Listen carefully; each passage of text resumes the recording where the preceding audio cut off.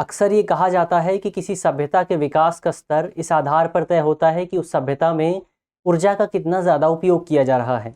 यानी ऊर्जा उन कुछ चुनिंदा साधनों में से एक है जिन पर भविष्य की नींव टिकी होती है। अब ऊर्जा इतनी महत्वपूर्ण है तो जाहिर तौर पर उसका फ़ायदा उठाने की भी कोशिश की जाएगी।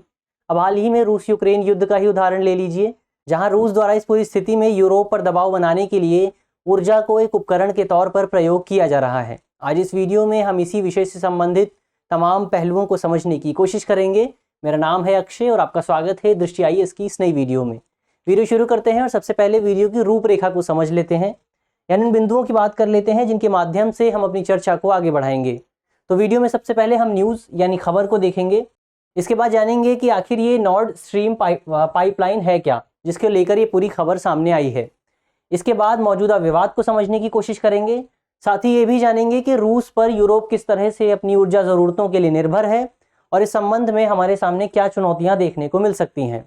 इसके अलावा यूरोप के पास इस संबंध में क्या क्या विकल्प मौजूद हैं, उन विकल्पों की बात करेंगे और साथ ही इस पूरी स्थिति का क्या प्रभाव देखने को मिल सकता है, उस प्रभाव को भी समझने की कोशिश करेंगे।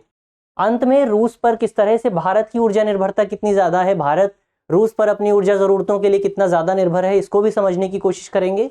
और अंत में एक प्रश्न पर भी बात करेंगे। प्रश्न को आप मेंस के स्तर पर हल करने की कोशिश कर सकते हैं। ये जो पूरा विषय है वो सामान्य अध्ययन प्रश्न पत्र 2 से संबंधित है और आप इसे अंतर्राष्ट्रीय संबंध और भारत के हितों पर अन्य देशों की नीतियों और राजनीति के प्रभाव जैसे खंडों से जोड़कर देख सकते हैं। वीडियो शुरू करते हैं और सबसे पहले आज की हमारी खबर देख लेते हैं। आज की हमारी जो न्यूज़ है वो इंडियन एक्सप्रेस के एक्सप्लेन्ड सेक्शन से है।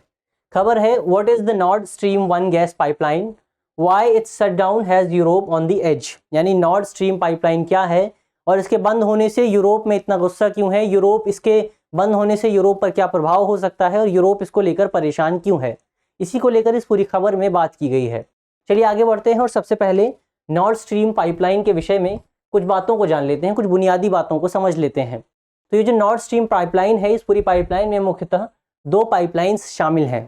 पहली पाइपलाइन है नॉर्ड स्ट्रीम पाइपलाइन 1 और दूसरी पाइपलाइन है नॉर्ड स्ट्रीम 2। नॉर्ड स्ट्रीम 1 की बात करें तो नॉर्ड स्ट्रीम 1 की शुरुआत साल 2011 में हुई थी और ये पानी के भीतर मौजूद एक गैस पाइपलाइन है जिसकी लंबाई तकरीबन 1224 किलोमीटर के आसपास है।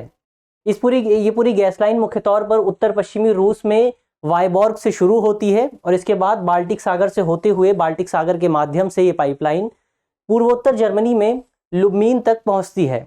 और इस पाइपलाइन का जो स्वामित्व है, इस पाइपलाइन का जो मुख्यतः जो मालिकाना हक है वो मुख्य तौर पर रूस की कंपनी गज़प्रोम के पास है। यानी मुख्य तौर पर इस पूरी पाइपलाइन के जो स्वामित्व है वो रूस के पास है। इसके अलावा नॉर्ड स्ट्रीम पाइपलाइन 2 की बात करें तो इस पाइपलाइन की शुरुआत रूस के लेनिनग्राद से होती है और ये पाइपलाइन जर्मनी के लुब्मिन तक पहुंचती है। इस पाइपलाइन के काम जो पूरा हुआ था वो साल 2021 में इस पाइपलाइन का काम पूरा हो गया था। हालांकि अभी तक इस पाइपलाइन का कार्यान्वयन शुरू नहीं हुआ है। इस पाइपलाइन में अभी तक तेल की या गैस की आपूर्ति शुरू नहीं हो सकी है क्योंकि अभी तक जर्मनी की सरकार द्वारा इस संबंध में इस पूरी पाइपलाइन को अपना अप्रूवल नहीं दिया गया है, अनुमोदन नहीं दिया गया है। लेकिन जानकारों का कहना है कि अगर ये पाइपलाइन चालू हो जाती है, इस पाइपलाइन का क्रियान्वयन शुरू हो जाता है तो इस पाइपलाइन के जरिए तकरीबन 55 बिलियन क्यूबिक मीटर गैस को रूस से जर्मनी या यूरोप तक पहुंचाया जा सकेगा। तो ये तो हुई इस पाइपलाइन की बात। अब आगे बढ़ते हैं और मौजूदा विवाद को समझ लेते हैं। आखिर ये जो मौजूदा विवाद है ये किस बात को लेकर है। तो हमने देखा कि नॉर्ड स्ट्रीम पाइपलाइन 1 के जरिए प्रतिवर्ष 55 बिलियन क्यूबिक मीटर गैस का परिवहन रूस से यूरोप में किया जाता है, खासतौर पर जर्मनी में किया जाता है और ये अधिकांश गैस जो जाती है यूरोप में भी जर्मनी को दी जाती है। और इसी वजह से ये कहा जाता है कि ये जो नॉर्ड स्ट्रीम पाइपलाइन 1 है वो जर्मनी की ऊर्जा आवश्यकताओं का एक प्रमुख स्रोत है। लेकिन अब हाल ही में खबर ये आई है कि बीते दिनों 11 जुलाई को रूस ने नॉर्ड स्ट्रीम 1 पाइपलाइन को एक नियमित रखरखाव के हिस्से के तौर पर 10 दिनों के लिए बंद कर दिया है। लेकिन कई जानकारी चिंता जाहिर कर रहे हैं कि आगे आने वाले समय में रूस इस पूरी पाइपलाइन का उपयोग एक उपकरण के रूप में कर सकता है यूरोप पर दबाव बनाने के लिए और आगे आने वाले समय में इस पाइपलाइन को खोलने में रूस कुछ परेशानियां और कुछ चुनौतियां उत्पन्न कर सकता है। लेकिन अगर ऐसा होता है तो इससे जाहिर तौर पर यूरोप और ख़ासतौर पर जर्मनी में एक ऊर्जा संकट देखने को मिल सकता है, एक ऊर्जा संकट उत्पन्न हो सकता है। इसी को लेकर मौजूदा समय में ये पूरा विवाद हमारे सामने देखने को मिला है। चलिए अब आगे बढ़ते हैं और रूस पर यूरोप की ऊर्जा निर्भरता को समझ लेते हैं। यानी अपनी ऊर्जा ज़रूरतों के लिए किस तरह से यूरोप रूस पर निर्भर है, कुछ आंकड़ों के जरिए इसको समझ लेते हैं। तो यूरोप के लिए प्राकृतिक गैस का सबसे बड़ा आपूर्तिकर्ता है रूस। यानी मौजूदा समय में यूरोप अपनी ऊर्जा ज़रूरतों के लिए मुख्य तौर पर रूस पर निर्भर है। अगर आंकड़ों को देखें तो साल 2021 के आंकड़ों के मुताबिक ईयू यानी यूरोपियन यूनियन ने रूस से तकरीबन 155 बिलियन क्यूबिक प्राकृतिक गैस का आयात किया था साल 2021 में। इस तरह से यूरोप अपनी प्राकृतिक गैस आवश्यकताओं के लगभग 40% हिस्से के लिए रूस पर निर्भर है। इसके बाद रूस के बाद नॉर्वे का स्थान आता है। नॉर्वे यूरोप अपनी ऊर्जा आवश्यकता के लिए नॉर्वे पर तकरीबन 22% निर्भर है, अपनी ऊर्जा 22% हिस्से के लिए नॉर्वे पर निर्भर है। तो इस तरह से आप देख सकते हैं कि रूस पर यूरोप की ऊर्जा निर्भरता तकरीबन 40% है और नॉर्वे पर यूरोप की ऊर्जा निर्भरता तकरीबन 22% है, और रूस पहले स्थान पर है, नॉर्वे दूसरे स्थान पर है, और दोनों के बीच कितना ज़्यादा अंतर है। तो इस तरह से समग्र तौर पर हम कह सकते हैं कि यूरोप अपनी ऊर्जा आवश्यकताओं के लिए काफ़ी हद तक रूस पर निर्भर है। और यूरोप में भी जो सबसे ज़्यादा निर्भरता देखी जाती है वो देखी जाती है जर्मनी में। जर्मनी जो कि यूरोप की सबसे प्रमुख अर्थव्यवस्थाओं में से एक है। इसके अलावा जर्मनी रूस का सबसे बड़ा यूरोपीय गैस उपभोक्ता भी है। यानी रूस जो भी यूरोप में गैस भेजता है उसका अधिकांश हिस्सा जर्मनी द्वारा उपयोग किया जाता है। साल 2021 में रूस ने यूरोप को जितनी भी गैस की आपूर्ति की थी उसमें से तकरीबन 55% तो अकेले जर्मनी को गया था, और वर्तमान समय में ये जो हिस्सेदारी है वो तकरीबन 35% के आसपास है। यानी पीछे कुछ समय में साल 2021 के बाद जर्मनी की निर्भरता कुछ हद तक कम हुई है, लेकिन ये निर्भरता अभी भी काफ़ी ज़्यादा बनी हुई है। ये जो अधिकांश हिस्सा है जर्मनी को, जो भी अपनी गैस का अधिकांश हिस्सा रूस से मिलता है, वो अधिकांश हिस्सा नॉर्थ स्ट्रीम पाइपलाइन के जरिए ही आता है। ऐसे में अगर रूस इस पाइपलाइन को रोक देता है, इस पाइपलाइन से होने वाली आपूर्ति को रोक देता है, तो इससे जाहिर तौर पर जर्मनी पर प्रभाव देखने को मिलेगा, जर्मनी की अर्थव्यवस्था पर प्रभाव देखने को मिलेगा, और जर्मनी को जो उद्योग हैं उन उद्योगों पर इसका प्रभाव देखने को मिल सकता है। ये तो ही रूस पर यूरोप की ऊर्जा निर्भरता कितनी है। अब आगे चुनौतियों की बात कर लेते हैं। संबंध में हमारे सामने क्या चैलेंजेस देखने को मिल सकते हैं। उन चैलेंजेस की बात करें तो बीते कुछ समय से घरेलू उत्पादन में कुछ कमी देखने को मिल रही है यूरोप के। यानी यूरोप में जो गैस का उत्पादन होता है घरेलू स्तर पर, उस उत्पादन में कुछ कमी देखने को मिल रही है, और इस कमी के कारण रूस की जो गैस है उस गैस पर यूरोप की निर्भरता और ज़्यादा बढ़ती जा रही है। ऐसे में अगर आपूर्ति की कमी होती है, सप्लाई की कमी होती है, तो इससे जाहिर तौर पर जो यूरोप में गैस की कीमतें हैं उन पर प्रभाव देखने को मिलेगा। इसके अलावा जब से रूस यूक्रेन युद्ध की शुरुआत हुई है, इस युद्ध की शुरुआत के बाद से ही यूरोप में गैस की कीमतें लगातार आसमान छू रही हैं, लगातार गैस की कीमतों में बढ़ोतरी देखने को मिल रही है। ऐसे में अगर नॉर्थ स्ट्रीम पाइपलाइन 1 की आपूर्ति रुकती है तो इससे जाहिर तौर पर यूरोप और जर्मनी की अर्थव्यवस्था पर प्रभाव देखने को मिलेगा, उनके घरेलू उद्योगों पर प्रभाव देखने को मिलेगा। इसके अलावा रूस द्वारा जो गैस की आपूर्ति की जाती है उस आपूर्ति का उपयोग जर्मनी और यूरोप में घरों को गर्म करने के लिए भी किया जाता है। ऐसे में अगर सर्दियों तक इस गैस की आपूर्ति सुनिश्चित नहीं हो पाती है तो आम लोगों को भी इसका प्रभाव देखने को मिल सकता है। तो ये तो ही क्या चुनौतियां हमारे सामने देखने को मिल सकती हैं, क्या चुनौतियां यूरोप में देखने को मिल सकती हैं। इसके अलावा कई यूरोपीय कंपनियों ने नॉर्थ स्ट्रीम पाइपलाइन में निवेश भी किया है। ऐसे में अगर इस पाइपलाइन का क्रियान्वयन रुक जाता है, इस पाइपलाइन का ऑपरेशन रुक जाता है, तो इसकी वजह से उन निवेशकों को भी चुनौतियों का सामना करना पड़ सकता है। ये तो चुनौतियां हुई। अब आगे बढ़ते हैं और इस संबंध में यूरोप के लिए क्या क्या विकल्प मौजूद हैं, क्या क्या ऑप्शंस मौजूद हैं, उन विकल्पों की बात कर लेते हैं। यानी यूरोप कहाँ से अपनी ऊर्जा आवश्यकताओं को पूरा कर सकता है, कौन कौन से विकल्प हैं, उनकी बात कर लेते हैं।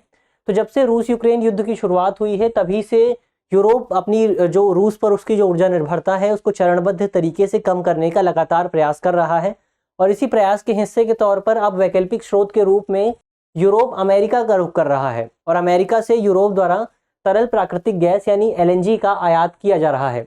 ये जो आयात हो रहा है ये मुख्य तौर पर समुद्री जहाज़ों के जरिए हो रहा है, लेकिन इस आयात में सबसे बड़ी चुनौती ये है कि समुद्री जहाज़ों के माध्यम से होने वाला ये आयात काफ़ी महंगा पड़ता है।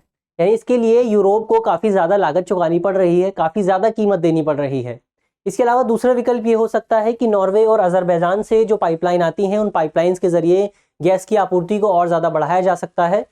ऐसे में नॉर्वे और अज़रबैजान की आपूर्ति को और ज़्यादा बढ़ाने की कोशिश की जा सकती है, लेकिन इसमें सबसे बड़ी चुनौती ये है कि इसके लिए इंफ्रास्ट्रक्चर डेवलपमेंट करने की ज़रूरत होगी, लेकिन शॉर्ट टर्म में इसे करना काफ़ी मुश्किल हो जाएगा। ये एक लॉन्ग टर्म प्रोसेस है। लॉन्ग टर्म अपनी ऊर्जा निर्भरता को रूस से कम करने के लिए इस तरह का उपाय अपनाया जा सकता है, लेकिन जाहिर तौर पर इसे एक अल्पकालिक उपाय के तौर पर नहीं देखा जा सकता। इसके अलावा एक अन्य विकल्प ये हो सकता है, जिसको इस विकल्प को अपनाया भी जा रहा है, कि मौजूदा ऊर्जा संकट से निपटने के लिए यूरोप के कई देश कोयले के उपयोग को बढ़ावा दे रहे हैं। लेकिन दिलचस्प बात यह है कि यूरोप के अधिकांश देश जीवाश्म ईंधन को समाप्त करने और नवीकरणीय ऊर्जा के लिए अपनी प्रतिबद्धता पहले ही जाहिर कर चुके हैं। इसी में से एक उदाहरण है जर्मनी का। जर्मनी की संसद ने बीते दिनों मौजूदा बिजली संकट से निपटने के लिए और बिजली उत्पादन को बढ़ावा देने के लिए अपने पुराने कोयले संयंत्रों को दोबारा खोलने हेतु एक आपातकालीन कानून पारित किया था। लेकिन यहाँ भी दिलचस्प बात यह है कि जर्मनी द्वारा पहले ही साल 2030 तक कोयले को पूरी तरह से समाप्त करने की प्रतिबद्धता जाहिर की जा चुकी है। ऐसे में अगर कोयले को दोबारा उपयोग किया जा सकता है तो इससे जाहिर तौर पर कुछ पर्यावरण संबंधी समस्याएं हमारे सामने आ सकती हैं। इस पूरे कोयले के उपयोग से जाहिर तौर पर यूरोप और जर्मनी, मुख्य तौर पर जर्मनी, अपनी ऊर्जा संबंधी प्रतिबद्धताओं को, अपनी जो कोयले संबंधी प्रतिबद्धताएं हैं उन्हें पूरा करने में सक्षम नहीं हो सकेंगे। तो ये तो हुई यूरोप के समक्ष क्या क्या विकल्प मौजूद हैं। अब इसका प्रभाव क्या हो सकता है, यानी अगर नॉर्थ स्ट्रीम पाइपलाइन 1 को रोक दिया जाता है तो इसका प्रभाव क्या देखने को मिल सकता है हमारे सामने। मौजूदा समय में कई जानकार ये कह रहे हैं कि रूस द्वारा तेल की आपूर्ति को, तेल की रूस द्वारा जो सप्लाई की जा रही है उसको एक वेपन की तरह उपयोग किया जा रहा है, एक शस्त्र की तरह उपयोग किया जा रहा है, उसका शस्त्रीकरण किया जा रहा है, वेपनाइजेशन किया जा रहा है। रूस अपने इस पूरे इस शस्त्र का उपयोग करते हुए, इस उपकरण का उपयोग करते हुए यूरोप पर दबाव बनाने की कोशिश कर रहा है कि यूरोप यूक्रेन का समर्थन ना करे। हालांकि यूक्रेन इस पूरी स्थिति को लेकर खुश नहीं है। यूक्रेन का कहना है कि यूरोप को रूस के सामने नहीं झुकना चाहिए और रूस का समर्थन नहीं करना चाहिए। लेकिन अगर यूरोप रूस का समर्थन नहीं करता है, रूस के सामने नहीं झुकता है, तो ऐसे में जाहिर तौर पर यूरोप में तेल की कीमतों में वृद्धि देखने को मिलेगी, तेल की कीमतों में बढ़ोतरी देखने को मिलेगी।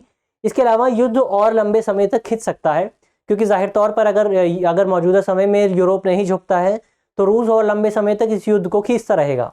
इसके अलावा अगर कोयले के उपयोग को और ज़्यादा बढ़ावा दिया जाता है, जैसे कि मौजूदा स्थिति में देखने को मिल रहा है, कुछ यूरोपीय देश कोयले को और ज़्यादा बढ़ावा दे रहे हैं मौजूदा संकट से निपटने के लिए, तो इसके पूरे परिणाम स्वरूप इसके कुछ जलवायु परिवर्तन संबंधी प्रभाव भी हमें देखने को मिल सकते हैं और जर्मनी और यूरोप अपनी जलवायु परिवर्तन संबंधी प्रतिबद्धताओं को पूरा करने में सक्षम नहीं होंगे। तो ये तो हुआ उसका प्रभाव। अब अंत में देख लेते हैं कि किस तरह से भारत अपनी ऊर्जा ज़रूरतों के लिए रूस पर निर्भर है। भारत कितना निर्भर है रूस पर? तो अगर आप साल 2021 के आंकड़ों को देखेंगे तो साल 2021 में भारत ने रूस से तकरीबन 1.8 मिलियन टन थर्मल कोयले का आयात किया था। तो इस तरह से जाहिर तौर पर साल 2020 और साल 2021 के बीच भारत के कोयले आयात में कुछ कमी देखने को मिली है, जो कोयला भारत रूस से आयात करता है। मौजूदा समय में कुल कोयले का जो आयात होता है भारत से, उसमें रूस की हिस्सेदारी तकरीबन 1.3% के आसपास है। इसके अलावा साल 2021 में भारत ने रूस से लगभग 43,400 BPD यानी बैरल पर डे तेल का आयात किया था, जो कि भारत के कुल आयात का लगभग 1% था। इसके अलावा साल 2021 के ही आंकड़े बताते हैं कि रूस के प्राकृतिक गैस निर्यात में भारत की हिस्सेदारी तकरीबन 0.2 के आसपास थी। तो इस तरह से हम समग्र तौर पर कह सकते हैं कि भारत रूस पर अपनी ऊर्जा ज़रूरतों के लिए काफ़ी कम निर्भर है और मौजूदा समय में जो स्थितियां देखने को मिल रही हैं भारत पर उसका प्रभाव काफ़ी कम देखने को मिलेगा। हालांकि इस बात से इनकार नहीं किया जा सकता कि अगर मौजूदा स्थिति ऐसी ही बनी रहती है तो इससे जाहिर तौर पर अंतर्राष्ट्रीय स्तर पर तेल की कीमतों में बढ़ोतरी देखने को मिलेगी और इस तेल की कीमतों में बढ़ी हुई तेल की कीमतों का प्रभाव भारत पर भी देखने को मिलेगा। इससे भारत का आयात बिल और ज़्यादा बढ़ जाएगा। तो ये तो ही किस तरह से भारत अपनी ऊर्जा ज़रूरतों के लिए रूस पर निर्भर है, किस तरह से भारत पर इस मौजूदा स्थिति का प्रभाव देखने को मिल सकता है। अब आगे बढ़ते हैं और अंत में एक प्रश्न पर बात कर लेते हैं। प्रश्न मेंस का है और आप इसे 250 शब्दों में लिखने की कोशिश कर सकते हैं। प्रश्न है कि रूस पर यूरोप की ऊर्जा निर्भरता का प्रभाव रूस यूक्रेन के बीच चल रहे युद्ध पर भी देखने को मिल सकता है। चर्चा कीजिए। यानी आपको इसमें बताना है कि किस तरह से यूरोप जो अपनी ऊर्जा ज़रूरतों के लिए रूस पर काफ़ी हद तक निर्भर है, इस निर्भरता का प्रभाव किस तरह से हमें मौजूदा समय में रूस यूक्रेन युद्ध पर देखने को मिल सकता है। इसके अलावा आप कमेंट बॉक्स में बता सकते हैं कि नॉर्थ स्ट्रीम 1 पाइपलाइन की शुरुआत कब हुई थी और ये किन 2 देशों को जोड़ती है। मुझे आशा है कि इस वीडियो के माध्यम से जिन भी बिंदुओं पर चर्चा की गई है वो आपको समझ में आएंगी और अगर आपके प्रश्न पत्र में इससे संबंधित कोई भी सवाल आता है तो आप उसे आसानी से हल कर सकेंगे। धन्यवाद।